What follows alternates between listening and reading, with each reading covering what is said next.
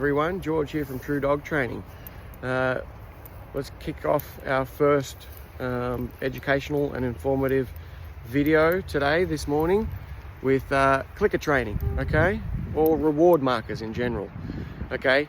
So we're talking about these clickers, okay? We're talking about using markers to indicate to a dog that they did something correctly.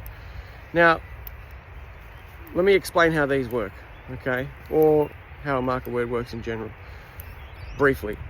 We click, then we give the dog a piece of food or something they like. Could be a tug or a ball. But we're pairing this repeatedly with something the dog likes, okay? We're clicking, and then we're giving food immediately after. We're saying, yes, we're giving food immediately after, okay? The reason we want to do that is that we tie the two together, and then we can sort of indicate to the dog, okay, that moment in time you did something I like.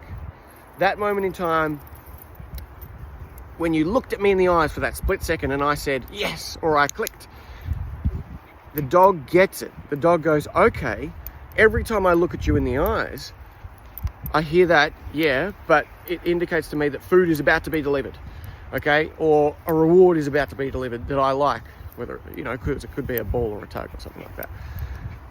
So basically, we're able to then signal to the dog that that behavior there is what I want to see more of.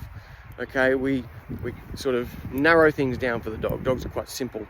They're reactive. They live in the moment. They don't think about the past or the future. They just live in the moment. So we need to be able to capture that moment in time and say to them, yes, or click. That's why you're getting that reward. Okay, so that's very important. It's called Pavlovian conditioning.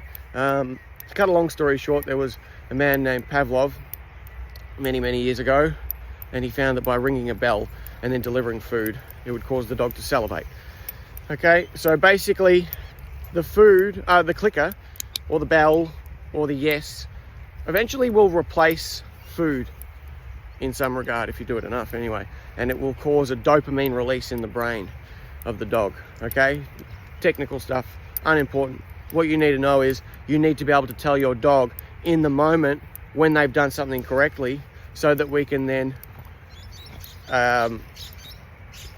get more of that behavior, because dogs simply repeat successful behaviors. Whether a dog is digging in the backyard, barking at the front door, or whatever it may be, that dog is doing that behavior because it's somehow successful to them. They're getting something out of it. So we need to be able to harness that need to reproduce successful behaviors and shape it into the direction we want. You know, get eye contact, develop a heel, develop a sit, you know, whatever it may be. Okay, so that's the importance of it. I want everybody to, if they're not already, to start pairing a yes to some food, or a clicker to some food, and start looking for behaviors they like in their dog, or thinking about some behaviors they want to see more of there in their dog, and start using it on a consistent basis. You know, get yourself a treat pouch like this, okay? Get yourself, or you don't need a clicker. In fact, I don't use a clicker very often, because you don't have a clicker on you all the time, right? So, but you always have your voice, so you can say yes. And if you don't have food on you at the time, use praise, you know? So for example, if your dog looks at you just around the house, say yes, and then get down there and give them a pat, and just shape that dog into the dog that you want it to be. Well, that's poorly phrased. Shape their behavior, you know, in every moment. So start conditioning your marker word, start using it immediately if you're not already. Anyway, I hope that's been informative, and yeah, I'll catch you on the next one. We're going to be doing these every week, hopefully, and different topic every week.